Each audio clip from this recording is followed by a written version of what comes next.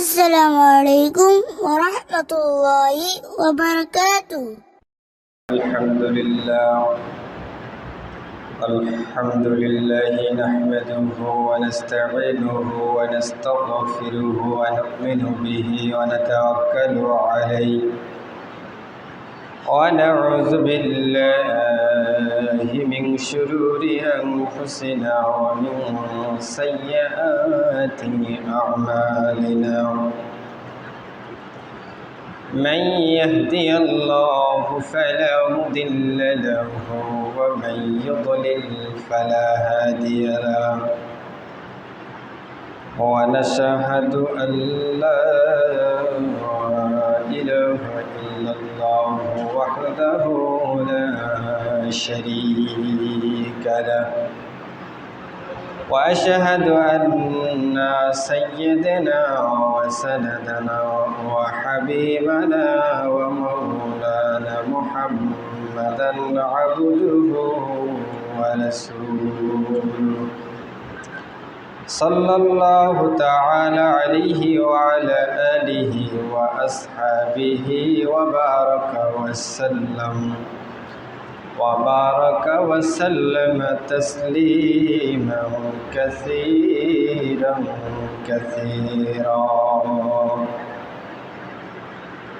أما بعد فأعوذ بالله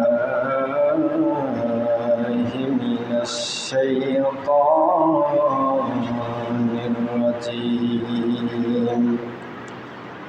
بسم الله الرحمن الرحيم. والعصر إن الإنسان لفي خسر إلا الذين آمنوا وعملوا الصالحات.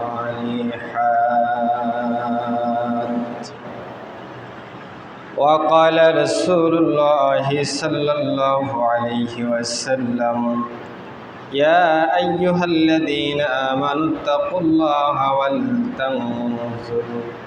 ولتنظر نفس ما قدمت لغد واتقوا الله إن الله خبير بما تعملون. وعن ابن عباس رضي الله تعالى عنه قال النبي صلى الله عليه وسلم: نعمتان المغبون فيهما كثير من الناس الصحة والفراغ، أو كما قال على النبي الصلاة والسلام. সম্মানিত মুআজ্জিজ মুসল্লিন কিরাম, সমস্ত প্রশংসা সেই মহান আল্লাহ তাআলার দরবারে যে আল্লাহ রাব্বুল আলামিন আজকে পবিত্র মাহে মুহররমের প্রথম তারিখে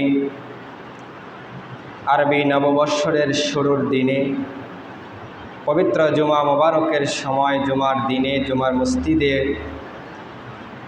হাজির হওয়ার তৌফিক দান করেছেন। সেই মহান মালিকের দরবারে অন্তরের অন্তরস্থল থেকে কালিমাতুশ শুকর যাপন করি, সকলে বলি আলহামদুলিল্লাহ।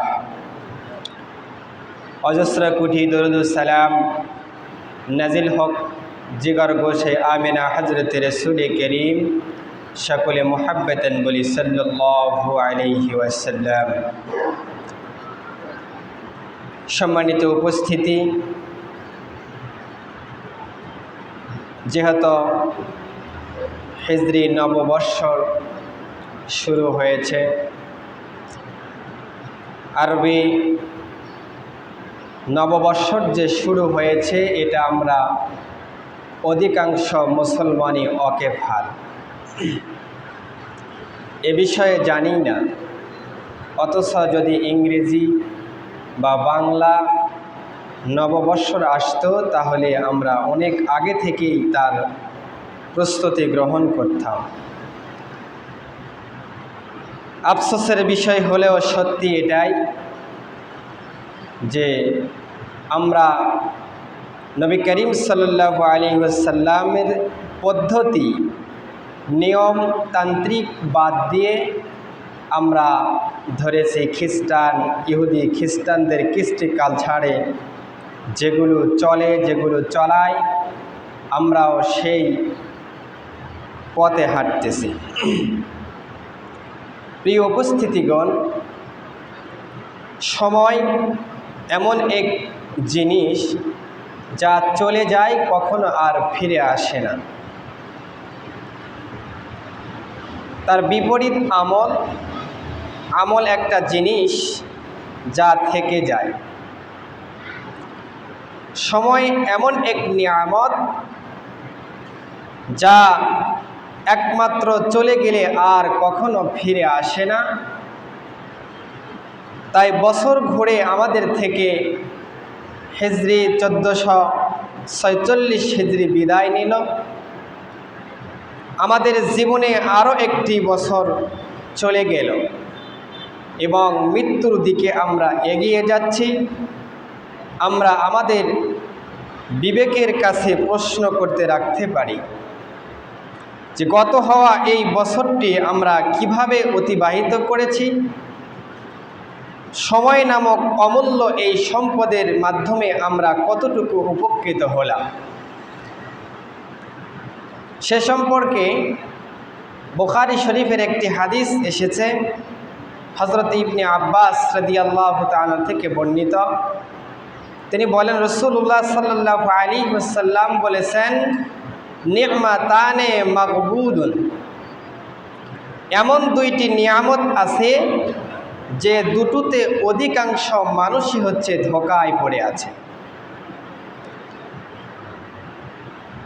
ফিহিমা কাসীরুন মিনান নাসি সিহহাত ওয়াল ফিরাগ, তা হচ্ছে সুস্থতা আর একটা হচ্ছে অবসর। প্রিয় উপস্থিতি, বিগত বছরটিতে আমরা কি এ দুটি নিয়ামতের সঠিক ব্যবহার করেছি? আসুন আমরা আজকে সেই সম্পর্কে আমরা নিজেদের আমল নামায় কিছু হিসাব নিকাশ নিজেই আগে থেকেই গোছানোর চেষ্টা করি। পবিত্র কোরআনের দৃষ্টিতে সময়ের গুরুত্ব ও হিসাব নেওয়ার আহ্বান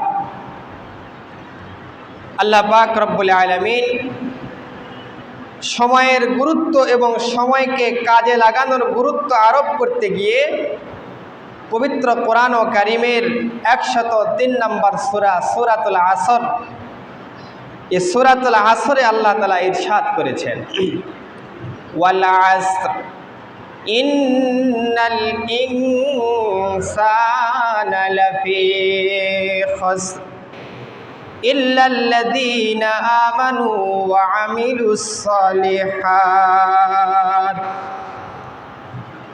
আল্লাহ রাব্বুল আলামিন বলেছেন, ওয়াল আসর, আসরের সময়ের কসম। আসরের সময়ের কসম আল্লাহ এজন্য খেয়েছেন যে আসর একটা দামি সময়। তাফসীরের কিতাবগুলিতে আসরের অনেক অর্থ লিখেছে। আসর একটা দামি সময়। এমন এক হাদিসের মধ্যেও বলেছে যে সারা দিনের মধ্যে কোনো ব্যক্তি যদি আসরের নামাজ কাজা করে তাহলে তার সারা জীবনের যত কামাই রোজগার আছে সব কিছু আল্লাহ ধ্বংস করে দেয়। কারণ এ টাইমটা হচ্ছে কাজের মধ্যে ব্যস্ততা, মানুষের কাজ গোছানোর ব্যস্ততা থাকে। এ সময়ে আল্লাহর বান্দা আল্লাহকে কীরকম স্মরণ করে, এজন্য এই সময়টা হচ্ছে অত্যন্ত দামি এবং এ সময়টাতে একটা দোয়া কবুলের সময়। এ সময়ের কসম দিয়ে আল্লাহ তাআলা বলতেছে, ওয়াল আসর, আমি আল্লাহ আসরের কসম দিয়ে বলতেছি, ইন্নাল ইনসানা লাফি খুসর, অবশ্যই মানুষ ক্ষতিগ্রস্তের মধ্যে আছে। পৃথিবীতে যত মানুষ আল্লাহ তৈরি করেছে, আল্লাহ এই আয়াতের মধ্যে বলেছে সমস্ত মানুষ হচ্ছে ক্ষতিগ্রস্তের মধ্যে। এখান থেকে আল্লাহ রাব্বুল আলামিন অপর আয়াত নাজিল করে ইস্তিসনা করতেছে, আলাদা করতেছে, পার্থক্য করতেছে, ইল্লাল্লাযীনা আমানু ওয়া আমিলুস সালিহাত।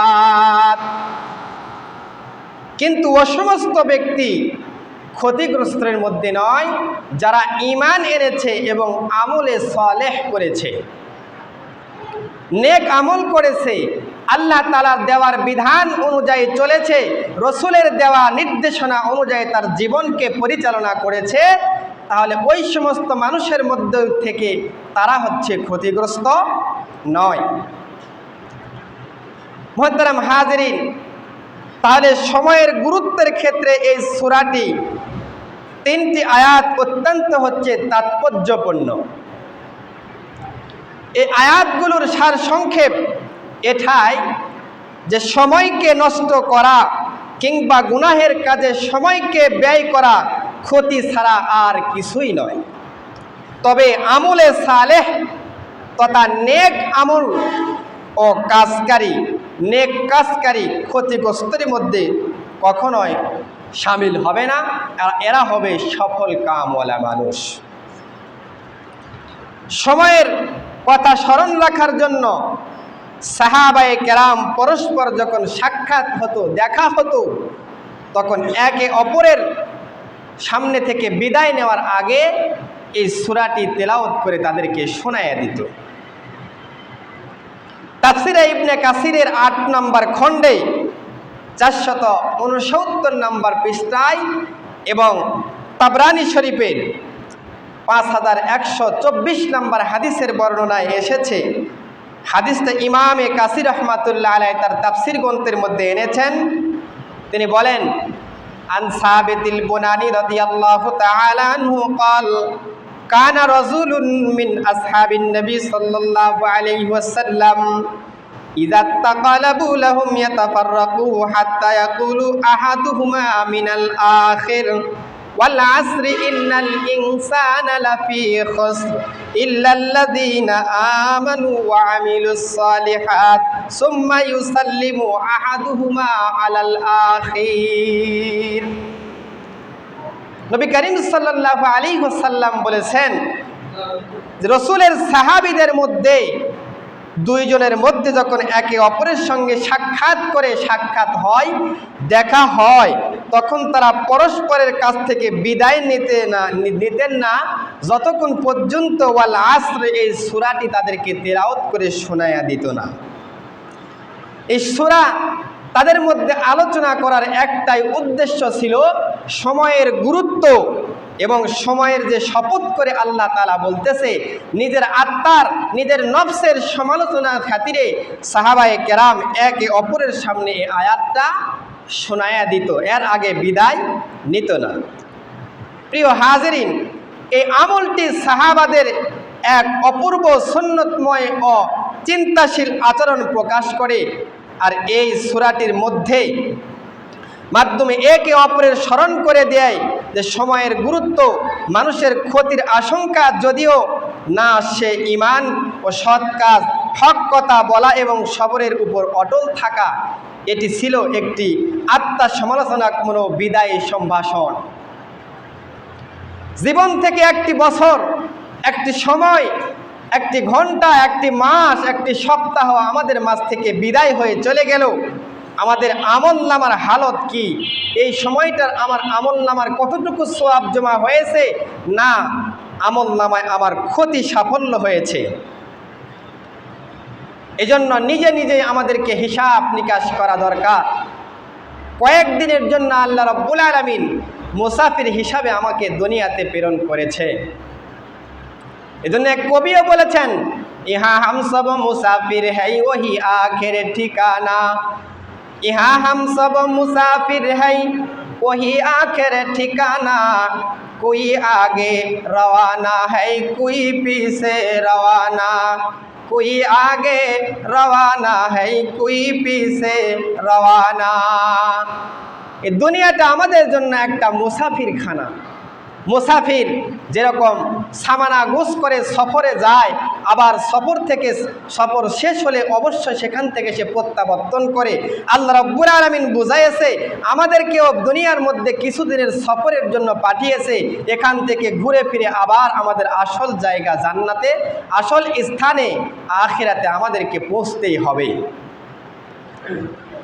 এই জায়গাতে এসে কেউ আগে কেউ পরে, একদিন না একদিন এই দুনিয়া ছেড়ে অবশ্যই চলে যেতে হবে।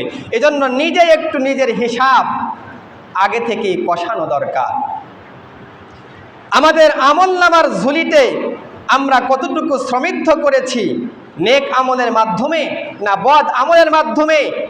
আল্লাহ তাআলার পবিত্র কোরআনে সূরাতুল হাশরের 18 নম্বর আয়াতে বলেছেন, সময়ের হিসাব নিকাশ এবং বর্তমান ভবিষ্যতের জন্য কি পথেই জমা করেছি আমরা, এই বিষয়টি নিয়ে চিন্তা গবেষণার হিসাব নেওয়ার নির্দেশ আল্লাহ তাআলা বলেছেন। ইয়া আইয়ুহাল্লাযীনা আমানু তাকুল্লাহ ওয়াল তানজুরু নাফসুম মা কদ্দামাত লিগাদিন ওয়াত্তাকুল্লাহ ইন্নাল্লাহা খাবীরুম বিমা তা'মালুন। আল্লাহ রাব্বুল আলামিন বলেছেন, ইয়া আইয়ুহাল্লাযীনা আমানু, হে ঈমানদারগণ, ইত্তাকুল্লাহ, তোমরা আল্লাহ তাআলাকে ভয় করো। আল্লাহ তাআলা মানুষকে কত মাধুর্য ভাতায় যাকে ঈমানদারগণ, হে মুমিনগণ, ইত্তাকুল্লাহ, তোমরা আল্লাহকে ভয় করো। ওয়াল তানজুরু নাফসুম মা কদ্দামাত লিগাদিন, এবং প্রত্যেককে জেনে শুনে চিন্তা করো যে আগামী দিনের জন্য আপনি কি প্রেরণ করেছেন। আল্লাহ তাআলার দরবারে কালকের জন্য কি পাঠিয়েছেন। মা কদ্দামাত লিগাদিন, আগামীর জন্য আপনি কি পাঠিয়েছেন। এই আয়াতে আগামী দিন বলতে কিয়ামতের দিন বোঝানো হয়েছে। আয়াতটির ব্যাখ্যায় তাফসিরে ইবনে কাসিরের 8ম খণ্ডে 77 নম্বর পৃষ্ঠায় লিখেছেন, ওয়াল তানজুরু নাফসুম মা কদ্দামাত লিগাদিন, আই হাসিবু নাফসাকুম ক্বাবলা আন তুহাসাবু ওয়ানজুরু মাযা দাখারাতুম আনফুসাকুম মিন আমালিস সালিহা লিয়াউমিল মাআদাকুম ওয়া আরজিকুম আলা রাব্বিকুম। তাফসিরে ইবনে কাসিরের মধ্যে লেখে, আর প্রত্যেক ব্যক্তি যেন লক্ষ্য করে যে আগামী দিনের জন্য সে কি পেশ করেছে। অর্থাৎ তোমরা নিজেরাই নিজেদের হিসাব নাও, তার আগেই যে তোমাদের হিসাব নেওয়া হবে। দেখো তোমরা পরকাল ও তোমাদের রবের সামনে উপস্থিত দিনের জন্য কি কি নেক আমল তোমরা জমা করেছো, এর জন্য একটু হিসাব নিকাশ তৈরি করো। অতঃপর আল্লাহ তাআলা বলেন, ওয়াত্তাকুল্লাহ ইন্নাল্লাহা খাবীরুম বিমা তা'মালুন। তারপরে আল্লাহ তাআলা বলেছেন, আল্লাহকে ভয় করো, ওয়াত্তাকুল্লাহ, এর মাধ্যমে দ্বিতীয়বার আবারও তাকওয়ার গুরুত্ব আল্লাহ তাআলা বুঝাইছেন এবং বলেছেন, ইন্নাল্লাহা খাবীরুম বিমা তা'মালুন, নিশ্চয়ই আল্লাহ তাআলা যা করে সে সম্পর্কে সে সমক্ষ অবগত আছে। তুমি যা কিছু পৃথিবীর জমিনে করো একমাত্র জানে আল্লাহ। জেনে রাখো আল্লাহ তাআলা তোমাদের সব আমলের অবস্থা সম্পর্কে পরিপূর্ণ সমক্ষ, পরিপূর্ণ জানেন। তোমাদের কোনো কিছুই তার কাছে গোপন নয়, তা শুধু ছোট হোক বা বড় হোক। সার কথা হলো, আমাদের দায়িত্ব হচ্ছে বিগত সময়ের পর্যালোচনা করা এবং ভবিষ্যতের জন্য নিজেকে প্রস্তুতি করা। তাই আমলনামার হিসাব নিকাশ নেওয়ার স্বয়ং নবীজি সাল্লাল্লাহু আলাইহি ওয়াসাল্লামের নির্দেশ। দুনিয়াতেই পরকালের জন্য আমরা কি পথেই প্রেরণ করেছি, পরকালের জন্য কি জমা করেছি, এর হিসাব নিতে এবং পরকালের শাস্তির জন্য, পরকালের শান্তির জন্য আমল করতে হযরতে নবী করিম সাল্লাল্লাহু আলাইহি ওয়াসাল্লাম তার উম্মতদেরকে সদা সর্বদা নির্দেশ দিয়েছেন। তারই নির্দেশের একটা নির্দেশ হচ্ছে সহিহ তিরমিজি শরীফের 2459 নম্বর হাদিসের বর্ণনায় এসেছে, عن صدات بن عوس عن النبي صلى الله عليه وسلم قال السكين من دان نفسه الكيس من دان نفسه عمل لمن بعد الموت وجازز بالتبع نفسا هواه وتمنى على الله নবী করিম সাল্লাল্লাহু আলাইহি সাল্লাম বলেছেন যেই ব্যক্তি সেই ব্যক্তি সবচাইতে পৃথিবীর জমিনে বুদ্ধিমান যে নিজের নফসকে নিয়ন্ত্রণ রাখে এবং মৃত্যুর পরবর্তী সময়ের জন্য কাজ করে থাকে সেই হচ্ছে প্রকৃতপক্ষে বুদ্ধিমান আর সেই ব্যক্তি নির্বোধ অক্ষম যে তার নফসের দাবিতে পূরণ করে যার নফস যা চাই সেভাবে তার জীবন পরিচালনা করে আল্লাহ তাআলার নিকটে ব্যথা ও প্রসন্ন আশা করাটা এটা হচ্ছে একটা বোকামি এই হাদিসের ব্যাখ্যায় ইমাম তিরমিজি রাহমাতুল্লাহ আলাইহি তার তার হাদিসের গ্রন্থ তুহফাতুল আহওয়াজের কিতাবের মধ্যে লেখেন ইমাম ইবনে তিরমিজি রাহমাতুল্লাহ আলাইহি বলেন মানো ইদানিং মান দানা নাফসান এই নাফসা দ্বারা বাক্যাংশের তাৎপর্য কিয়ামতের দিনে মারাত্মক হিসাবের সম্মুখীন করার পূর্বে যে ব্যক্তি দুনিয়াতে নিজের নফসের হিসাব নিকাশ নেয় তিরমিজি শরীফের বর্ণনাকারী ইমাম তিরমিজি রাহমাতুল্লাহ আরও বলেন হযরতে ওমর ইবনুল খাত্তাব রাদিয়াল্লাহু তাআলা আনহু বলেছেন হিসাবের সম্মুখীন হওয়ার পূর্বেই তোমরা নিজেদের কৃতকর্মের হিসাব নাও এবং মহাসমাবেশের অর্থাৎ কেয়ামতের দিনে হাজিরা হওয়ার জন্য প্রস্তুত হয়ে যাও যেদিন যে ব্যক্তি দুনিয়াতে তার হিসাব নিকাশ নেয় কেয়ামতের দিন তার হিসাব অত্যন্ত হালকা ও সহজ হবে বিশিষ্ট তাবেঈ মাইমুর ইবনে মিরহান রাদিয়াল্লাহু তাআলা বলেন যে ব্যক্তি খাঁটি মুত্তাকি হতে পারবে না সে পর্যন্ত সে আত্মসমালোচনা করবে যেমন কোনো ব্যক্তি তার শরীকের নিকট হতে পরিপূর্ণভাবে হিসাব নেয় যে খাদ্যদ্রব্য কিভাবে কিনেছে কত টাকা দিয়ে ক্রয় করেছে খাদ্যদ্রব্য কাপড় চোপড় কোথা থেকে ক্রয় করেছে কত মূল্যে সংরক্ষণ করেছে যেরকম করে পরিপূর্ণভাবে হিসাব নেয় এভাবে নিজের জীবনের হিসাব যতক্ষণ পর্যন্ত সে পরিপূর্ণভাবে নিতে পারবে না অতক্ষণ পর্যন্ত সে খাঁটি মুমিন মুসলমান হিসাবে নিজেকে স্বীকৃতি দিতে পারবে না মুহতারাম হাজিরিন আখিরাতের জীবনের সফল হওয়ার জন্য দুনিয়াতে কি কি বিষয়ের প্রতি লক্ষ্য রাখা জরুরি এই দুনিয়াতে যদি আমরা মৌলিক কয়েকটি বিষয়ের খেয়াল রেখে চলি তাহলে আখিরাতের হিসাব আমাদের জন্য অত্যন্ত সহজ হয়ে যায় আর এই বিষয়গুলো হতে হযরতে নবী পাক সাল্লাল্লাহু আলাইহি ওয়াসাল্লাম খুব চমৎকারভাবে বলে আমাদেরকে সতর্ক করে গিয়েছেন জামে তিরমিজির মধ্যে 2417 নম্বর হাদিসের বর্ণনা এসেছে আন আবি যাররিন আল আসলামি রাদিয়াল্লাহু তাআলা আনহু থেকে বর্ণিত নবী করিম সাল্লাল্লাহু আলাইহি ওয়াসাল্লাম বলেন লা তানাসুলু কদামা আবদি ইয়াউমাল কিয়ামাতি হাত্তা ইসআলু আন উমুরিহি ফিহা আফনাহু ওয়া আন ইলমিহি ফিমা ফাআলা ওয়া আন মালিহি মিন আইনা আসকানুহু ওয়া ফি আনফাকুহুম ওয়া মান জিসমিহি ফিমা আবলা হযরতে বাজ্জার ইবনে আসলামি রাদিয়াল্লাহু তাআলা থেকে বর্ণিত তিনি বলেন রাসূলুল্লাহ সাল্লাল্লাহু আলাইহি ওয়াসাল্লাম বলেছেন কোন বান্দা কিয়ামতের দিন এক পা অগ্রসর হতে পারবে না এতটুক পর্যন্ত সরার ক্ষমতা তার থাকবে না যতক্ষণ পর্যন্ত এই চারটা বিষয়ে জিজ্ঞাসিত হবে না হবে অতক্ষণ পর্যন্ত কিয়ামতের ময়দানে একটি পা তোলার সাহস সে পাবে না তার মধ্যে রাসূল বলেছেন এক নাম্বার জিনিস হচ্ছে আন উমুরি ফিহা আফনাহু প্রথম নাম্বার প্রশ্ন করা হবে বান্দা কিভাবে তার জীবনকালকে তুমি অতিবাহিত করেছ তোমাকে 60-70 বছরের একটি হায়াত আমি আল্লাহ রাব্বুল আলামিন দিয়েছিলাম এই হায়াতের জীবনটুকু তুমি কোন কাজে ব্যয় করেছ কিভাবে ব্যয় করেছ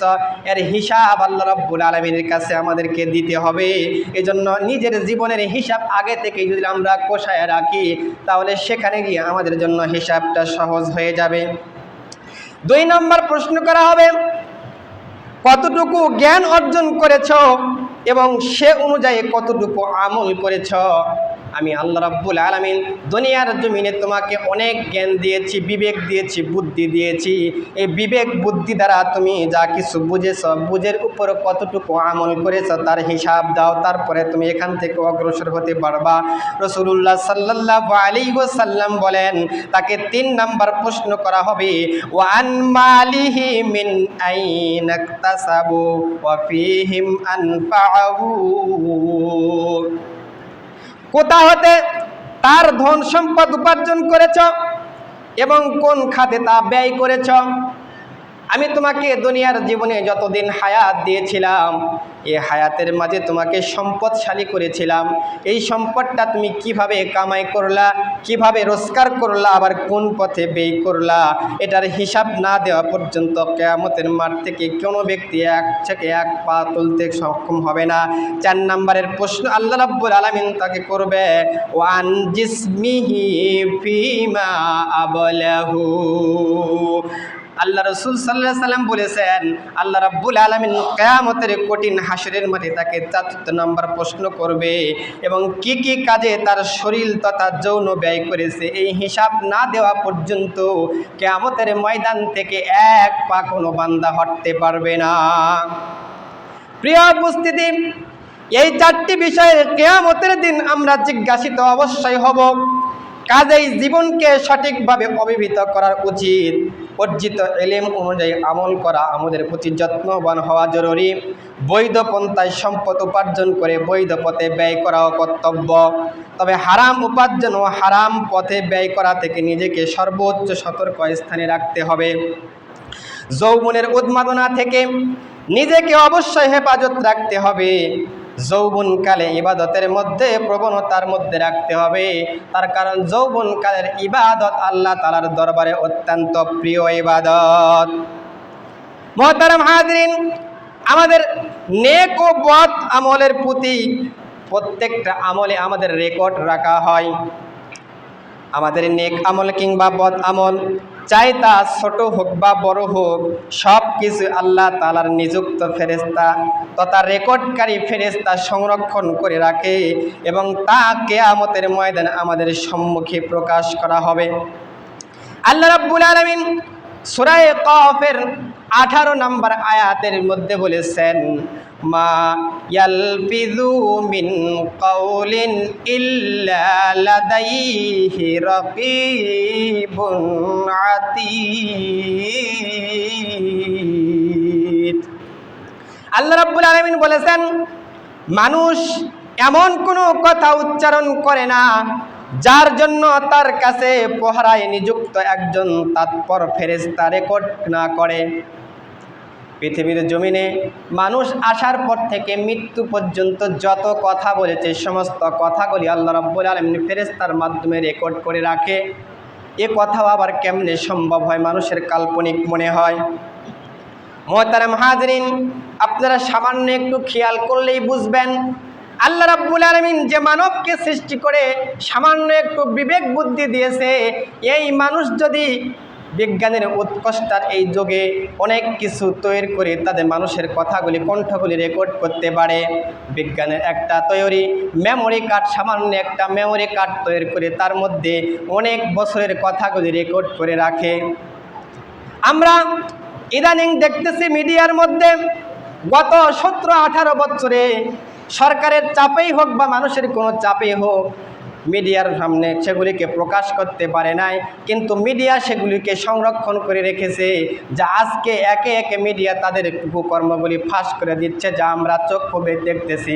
একজন আল্লাহ রাব্বুল আলামিন সামান্য একটা মানুষকে তৈরি করে যদি একটা মেমোরি দিয়ে দিল, সে যদি সংরক্ষণ করতে পারে যে আল্লাহ আসমান জমিনের মালিক, মানুষ সৃষ্টি করেছে, সে মানুষের এই কথাগুলি আল্লাহ কেন রেকর্ড করতে পারবে না? আল্লাহ রাব্বুল আলামিন সেজন্যই বলেছেন, মা ইয়ালফিযু মিন কাওলিন ইল্লা লাদাইহি রাকীবুন আতীদ।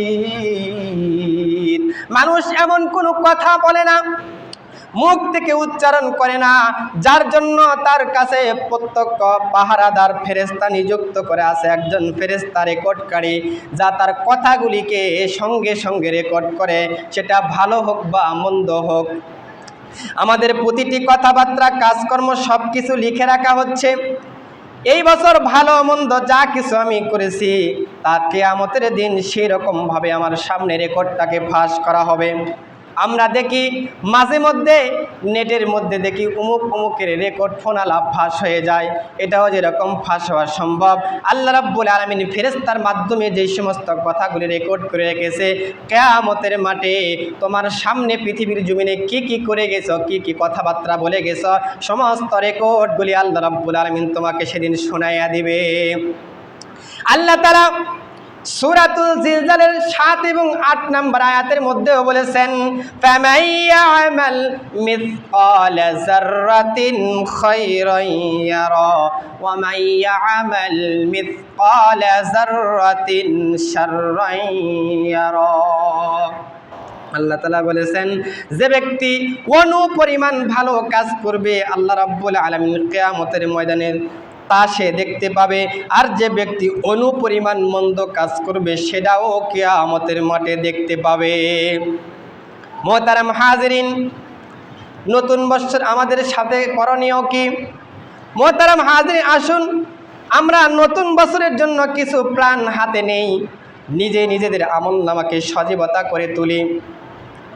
নাম্বার ১, মুবাসাহাত, তার নিজের সাথে নিজের আমলনামার হিসাব নেওয়া শুরু করে দেই। আমি কি ফরজ, ওয়াজিব, সুন্নত, মুস্তাহাব নামাজগুলো যথার্থ নিয়মে আদায় করছি কিনা? পূর্বে কোরআনের সঙ্গে যেরকম সম্পর্ক ছিল, কতটুকু সম্পর্ক ছিল, এখন কতটুকু আছে? আমি কি পরিমাণ প্রতিদিন তেলাওয়াত করি তার একটা হিসাব আমরা তৈরি করার চেষ্টা করি। আমি কি মিথ্যা, গীবত, চগলখড়ি, হিংসা, রিয়া, অহংকার থেকে বেঁচে থাকতে পারতেছি কিনা তাও একটু হিসাবে করার চেষ্টা করি।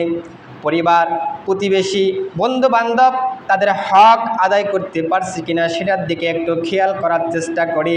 ফিলিস্তিন, ইয়ামান, সিরিয়া, কাশ্মীর সহ উম্মাহের জুলুম বিদ্ধ মুসলমান ভাইদের জন্য আমরা কোনো সাহায্য বা দোয়াতে অংশগ্রহণ করতে পারতেছি কিনা সেদিকে একটু হিসাব নিকাশ করার চেষ্টা করি। গোপনে আমি আল্লাহ তাআলার জন্য কি দান সদকা করেছি, নফল ইবাদত করেছি সেটাও একটু হিসাব নেওয়ার চেষ্টা করি। তওবা, ইস্তিগফার বা বিগত দিনের গুনাহর বোঝা মাথায় নিয়ে লজ্জিত হয়ে উভয় হাত আল্লাহ তাআলার দরবারে, হাত এবং মাথা আল্লাহ তাআলার দরবারে কুদরতি কদমের সামনে রেখে তওবা ইস্তিগফার করেছি কিনা তা একটু নিজের নফসকে জিজ্ঞাসা করে নেই।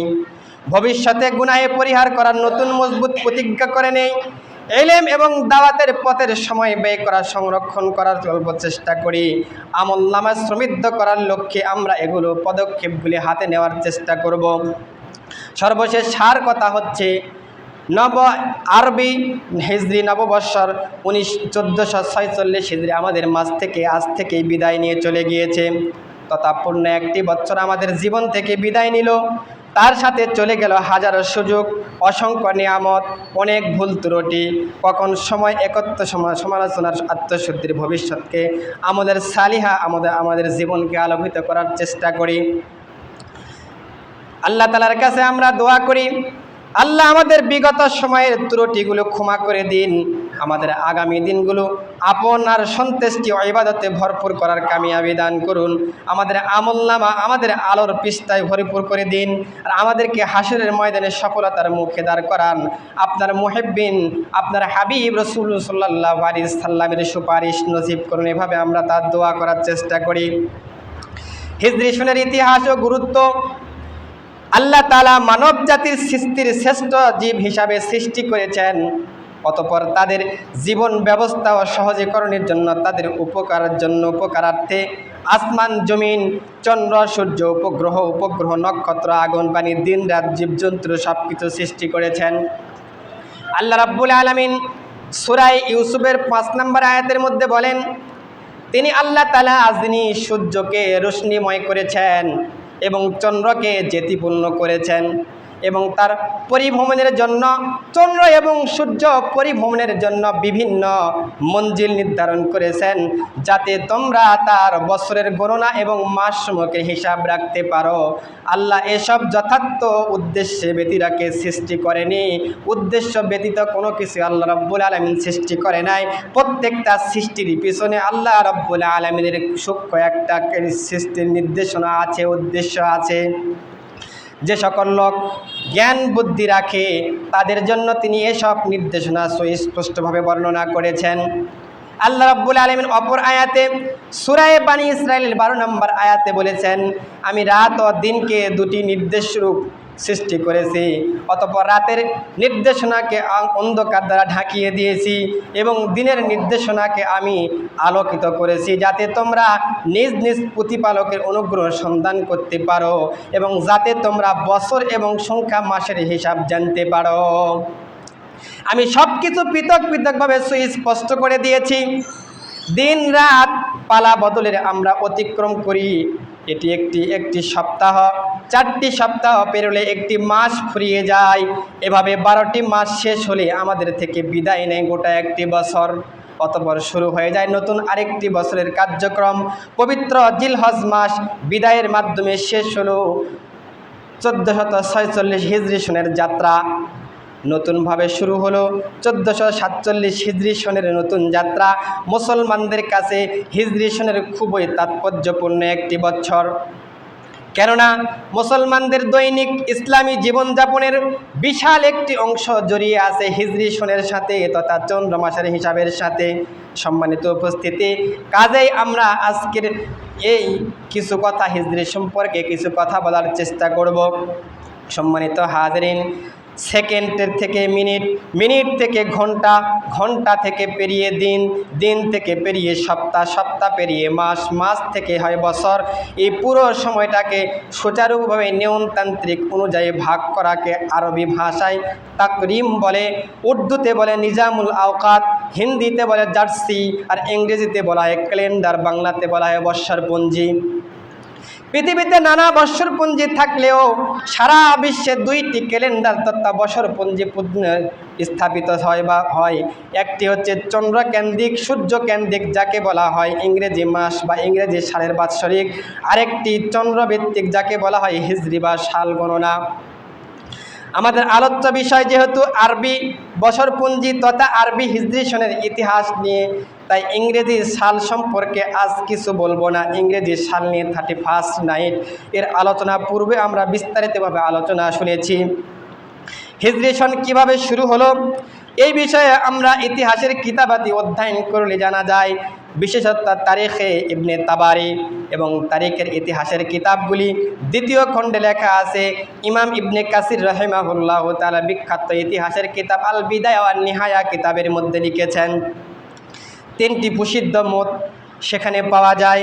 1 নম্বর মত হচ্ছে খলিফাতুল মুসলিমিন হযরত ওমর ফারুক রাদিয়াল্লাহু তাআলার শাসন আমলে সকল সাহাবায়ে কিরাম রাদিয়াল্লাহু তাআলা আনহুম সর্বসম্মতিক্রমে হিজরতের 17তম বৎসর থেকে ইসলামী তারিখের গণনা শুরু করা হয়। এর প্রথম প্রেক্ষাপট ছিল হযরতে ওমর রাদিয়াল্লাহু তাআলার হাতে এক ব্যক্তির উপর অপর ব্যক্তির ঋণ আদায়ের সংক্রান্ত একটি ডকুমেন্ট দলিল হস্তাগত করা হলো, যাতে ঘোষণা লেখা ছিল যে শাবান মাসে ঋণ পরিশোধ করবে। হযরতে ওমর রাদিয়াল্লাহু তাআলা বললেন, কোন শাবান মাসে? বর্তমান বছরের শাবান মাস, নাকি বিগত বছরের শাবান মাস, না আগামী বছরের শাবান মাস? এটা নির্ণয়ের ঝামেলা দেখার পরে তিনি সাহাবায়ে কেরামকে নিয়ে একটি মিটিং দরবার বসলেন। এই মিটিংয়ে ঋণ আদায়ের সহ অন্যান্য লেনদেনের সহজজাতির জন্য তারিখ নির্ধারণ করে পরামর্শ সভা বসলেন। দ্বিতীয় আরেকটি প্রেক্ষাপট হচ্ছে হযরতে ওসমান ইবনে ফারুক রাদিয়াল্লাহু তাআলা শাসন আমলে হযরতে আবু মুসা আশআরী রাদিয়াল্লাহু তাআলাকে বসরার গভর্নর নিযুক্ত করেন। তিনি একদিন হযরতে মুসা ইবনে আশআরী রাদিয়াল্লাহু তাআলা হযরতে ওমর রাদিয়াল্লাহু তাআলার কাছে চিঠি লিখলেন, চিঠি পাঠালেন যে আমাদের কাছে আপনার পক্ষ থেকে যে সমস্ত চিঠিগুলি আসে তাতে কোনো তারিখ লেখা থাকে না। এর ফলে আমাদের বিভিন্ন সমস্যার সম্মুখীন হতে হয়। চিঠি পেয়ে তিনি নেতৃত্বস্থায়ী সাহাবীদেরকে নিয়ে একটি পরামর্শ সভা করলেন। তৃতীয় নাম্বার প্রেক্ষাপট ছিল বিশিষ্ট তাবি ইমাম ইবনে কাসির ইবনে শিরিন রহমাতুল্লাহ আলাইহি বলেন, জৈনিক ব্যক্তি হযরত ওমর রাদিয়াল্লাহু তাআলার সম্মুখে দাঁড়িয়ে বললেন, আপনি মুসলমানদের হিসাব নিকাশের জন্য তারিখ নির্ধারণ করুন। তিনি বলেন, আমি কি তারিখ নির্ধারণ করব? লোকটি বললেন, অনারব যেমন তারিখের সময় তারিখ নির্ধারণ করে মাস গণনা করে, তেমনি আপনি একটি তারিখ গণনা করে মাস গণনা করার সৃষ্টি করুন। এটা শুনে হযরতে ওমরে ফারুক রাদিয়াল্লাহু তাআলা আনহু তোমাদের একটি দল নির্ধারণ করে দিলেন বা একটি পরামর্শ সভা নির্ধারণ করলেন।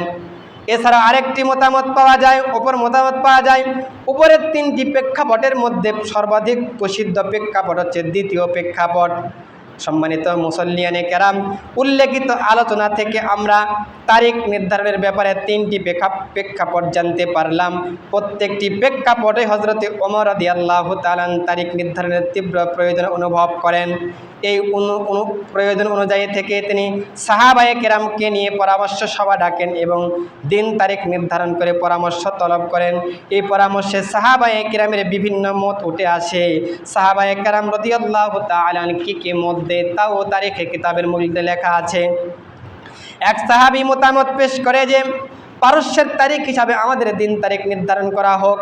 এই মতামতটি হযরতে ওমর রাদিয়াল্লাহু তাআলা পছন্দ করলেন না, কেননা পারস্যবাসী তাদের একক সম্রাটের মৃত্যুর পর থেকে নতুন নতুন করে সাল বছর গণনা করে, আগের গণনা বাদ দিত। আরেকজন পরামর্শ দিল, মতামত পেশ করলো যে রমজানের তারিখ হিসাবে আমাদের তারিখ নির্ধারণ করা হোক। অর্থাৎ রোম শাসকরা যেভাবে তারিখ নির্ধারণ করে আমরাও সেভাবে তারিখ নির্ধারণ করব। এই মতটি হযরতে ওমর পছন্দ করলেন না, কেন রোম বাদশাহ সেকেন্দার ফিলিপাইন্স ভূমিতে তারা জুলকারনাইনের শাসন আমল থেকে বছর গণনা শুরু করেছিল এবং হযরতে ওমর রাদিয়াল্লাহু তাআলা বলেন, এটা নির্ধারণ করলে সন তারিখের অনেক দীর্ঘিত হয়ে যাবে। তৃতীয় আরেকটি মতামত পেশ করলো সাহাবায়ে কেরাম, নবীজি সাল্লাল্লাহু আলাইহি ওয়াসাল্লামের জন্মের মাস থেকে তারিখ নির্ধারণ করা হোক। এটি হচ্ছে হযরত ওমর রাদিয়াল্লাহু আনহু প্রত্যাখ্যান করলেন, কেননা খ্রিস্টানদের সাথে সাদৃশ্য হয়ে যায়। খ্রিস্টানরা হযরতে ঈসা আলাইহিস সালাতু ওয়াস সালামের জন্ম থেকে সাল গণনা শুরু করে দিয়েছে।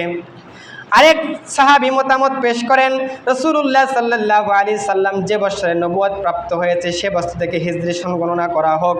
আরেক সাহাবী মতামত পেশ করেন, তিনি হলেন হযরতে আলী রাদিয়াল্লাহু তাআলা আনহু। রাসূলুল্লাহ সাল্লাল্লাহু আলাইহি ওয়াসাল্লামের হিজরতের তারিখ থেকে আমাদের সন তারিখ নির্ধারণ করা হোক। আরেক সাহাবী মতামত পেশ করেন, রাসূলুল্লাহ সাল্লাল্লাহু আলাইহি ওয়াসাল্লামের ইন্তেকালের সন থেকে নির্ধারণ করা হোক।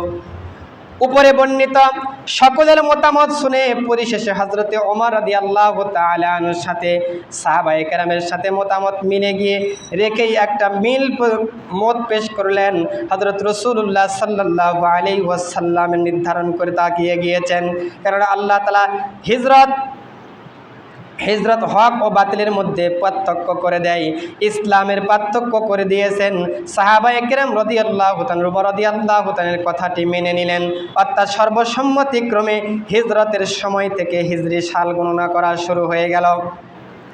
এখন সাল যেহেতু গণনা করা শুরু হয়ে গেল হিজরতের মাস থেকে, তাহলে এখন প্রশ্ন দেখা দিল, নবী করিম পাক সাল্লাল্লাহু আলাইহি ওয়াসাল্লাম হিজরত থেকে সাল গণনা শুরুর সিদ্ধান্ত চূড়ান্ত হওয়ার পর দেখা দিল কোন বছর থেকে আমরা শুরু করব বা কোন মাস থেকে আমরা হিজরি সালের প্রথম মাসের সূচনা শুরু করব, সে উদ্দেশ্যে সাহাবায়ে কেরামের থেকে পরামর্শ নিল।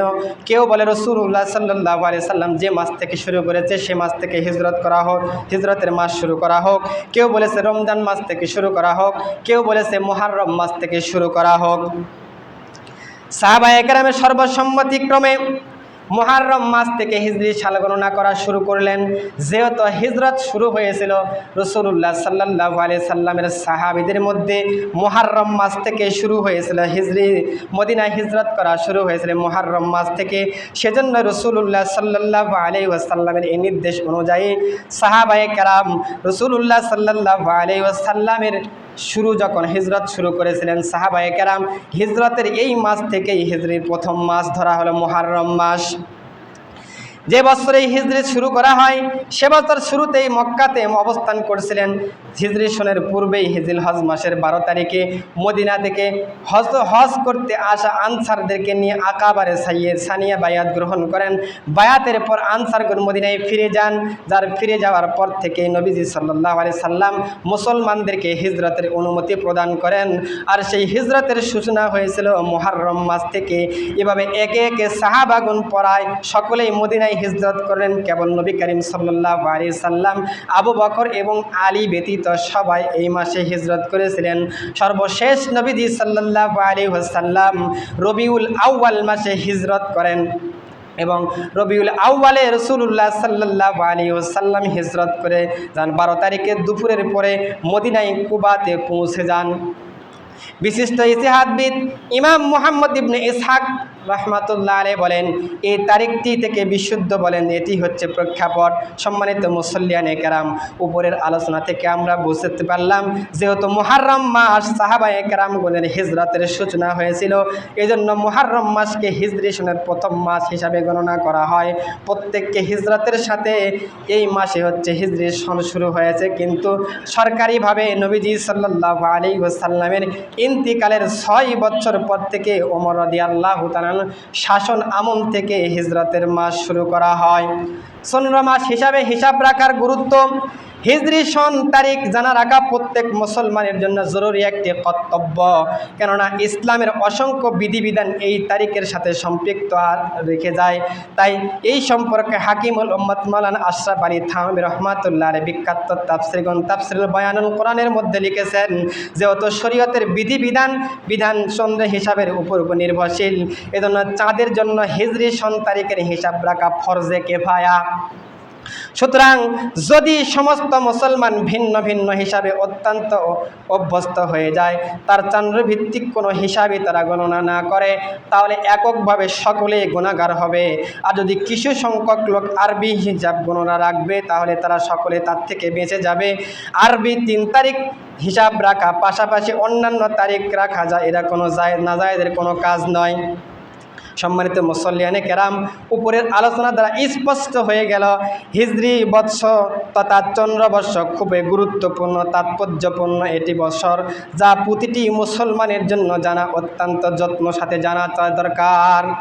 আল্লাহ তাআলা আমাদেরকে যাবতীয় বদ আমল ও নেক হেফাজত আমল করার তৌফিক দান করুক, আমিন। ওয়া আখিরু দাওয়ানা আলহামদুলিল্লাহি রাব্বিল আলামিন। তারা সুন্নত পড়ে কাবলার জমার সুন্নত আদায় করে নেন।